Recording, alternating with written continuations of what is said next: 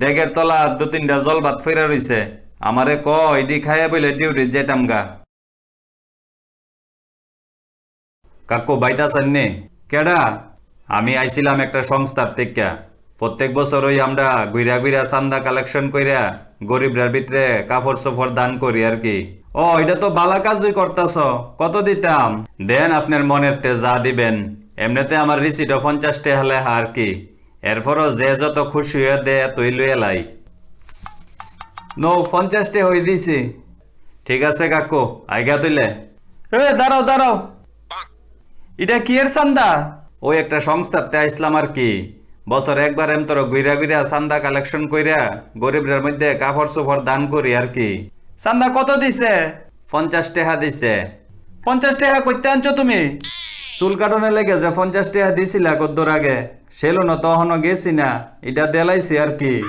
তো এখন চুল কাটাই বাকি টান দিয়া 50 টাকা দিবা আবার, আনলে কেমনে কাটুম? টেয়া কি গাছ ধরে?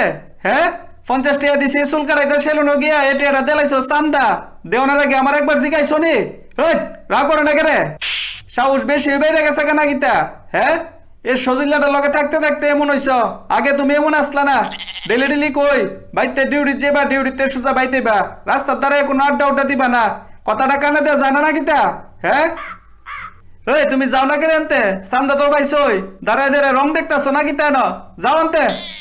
কিতাও কাকু, শেষ তোমার জীবন। তেনা তেনা এবছর তো চান্দানি তামাইয়া কাকু কইয়া ডাক দিছি। সামনের বছর চান্দানি তামাইয়া মহিলা কাকু কইয়া ডাক দেমো, বুঝছ? তোরে কইছি যাইতে যাইতে জায়গা জায়গা, আমি এন থাকতাম আইছি না। আর দমকি দিয়া কথা কইেন না, সবাই কিন্তু আপনার জামাইয়ের মতো বেটটা না, বুঝছেন নি? কি গো, দৌনা 50 টাকা চুল্লি কাটতে গিয়া ডিউটির টাইম হয়ে যাইতেছে গা তো। এক বছর চুলদারি না কাটে এরকম কইলাম, টেহাটা দেওয়ার আগে এটা মাথাতে আসলো না? যাও যাও, না খাই ডিউটি যাও, রান্দা আরো পরে পোয়ামো। আর নাইলে গিয়া দেহ ডেকো কদ্দুরা জল বাতাসে, ইডি খাইয়া ডিউটির দৌড় দৌ। ডিউটি মিস করলে গেলাম উপায় রাখতাম না, এর দূরেই জানাই দিলাম। কিরে জগদীশ, ডিউটির যাস গা? হ ভাই জায়গা, টাইম হয়ে গেছে গা। কিতা দিয়া খাওয়া দাওয়া করলি?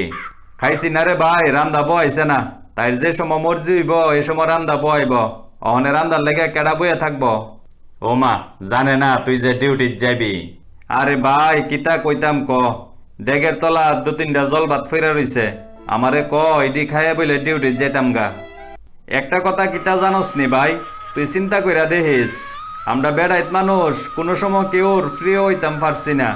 ফ্রি হইছে আমরার ইনকামটা, আমরার কত রোজগার করি এটা, বুঝছস? হ ভাই, এই কথাটা ঠিক কইছস। সহালে সেলুনো জামু কইয়া 50 টাকা খুঁজা লইছি, বুঝছস?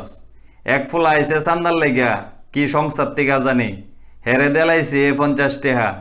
এবার কেড়ে দিলাম এ টেহা, মুহে দিয়া যা আয়ে আরেক ফুলার সামনে। এতই তুচ্ছ হইয়া গেছি গারে। হ্যাঁ, বেতনটা পাইয়া তো একটা টেহাও আতরাহি না, সবডি নিয়ে তোমার তো দেই। এরপরও কেরে আমার লগে এডি করো? হ্যাঁ, কিতা কইতাম ক, আমার ভাই তো একই অবস্থা। সেদিন কা শুনলি না? যে ফুলা চান্দানি তো আইছে, এ ফুলা তো সবকিছু শুনছে। হে আমারে কিতা কয়ে গেছে জানোস নি? আরেকবার যদি চান্দানি তো আয়ে আমারে বলে মহিলা কাকু কইয়া ডাকবো, চিন্তা করছস নি? আরে আমি কি পারি না ঠিক করতাম? ইতা বেডি ঠিক করতে শনি মঙ্গলবার লাগেনি? নাক কান বেড়ায় 2টা থাফরা দিলে একদিনে জাগাতা এ পরে। কিন্তু দেই না, এলাকার মানুষে শুনলে কইব আমি বালানা, বউরে মারি, বুঝছস? এটা ঠিক কইছস ভাই, আজকের দিনও 10 গুণ পরে। মহিলার পক্ষে কথা কই না, লোকের অভাব পড়ে না। যেমন সেদিনকে আমি মেলাত গেছলাম, আমি এক সাইডে দাঁড়াই রইছি, এক মহিলা অন্যদিকে চাইতে চাইতে আয়া আমার গাও আয়া বাড়ি খাইছে। এরপরে মহিলা ক গীতা, আমি বলে ইচ্ছা কইরা বেডির লগে বাড়ি খাইছি। ক কেমনটা লাগে? চিল্লায় বেড়া মানুষ জমাই লাইছে। আর মেলার ভিতরে নানি সেকেন্ডের ভিতরে ওই কমও 100 মানুষ জমা গেছে গা। কেউ আর বেড়া আমার কথা শুনে না, সবাই বেডির কথা শুননা আমারে সরতাফরা দেওয়ান শুরু কইরা দিছে। কিচ্ছু করার নাই, তুই এ সময় যতই চিল্লায় সত্য কথা কস না কেরে, তোর কথা কেউ বিশ্বাস করতো না। মানুষ জনায়ে দেখব যে বেজালটা মহিলার পুরুষের ভিতরে, সবাই কইবে যে না পুরুষেরই দোষ, পুরুষেরই দোষ, মহিলার দিকে সবাই সাপোর্ট করব। আবার কিছু কিছু নায়ক দেখবি মহিলার সামনে হিরো সাজনের লেগিয়া উর্ফে দাইয়া তোরে উক্কায় উক্কায় থাফরাইতাছে, বুঝছস? ইডই সিস্টেম। এই জিনিসটা ভাইবে ওই আমি বাড়ির চুপ তাহি, বুঝছস?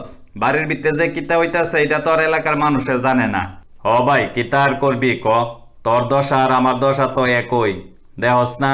তাইর যন্ত্রণা মা বাপের তে পর্যন্ত আলাদা হইয়া আইলাম, কিতা আর করম, কপালও আসলো এমন। আচ্ছা ভাই জায়গা কনে, টাইম হয়ে গেছে গা, পরে কত হইব। হ হ আমিও জায়গা।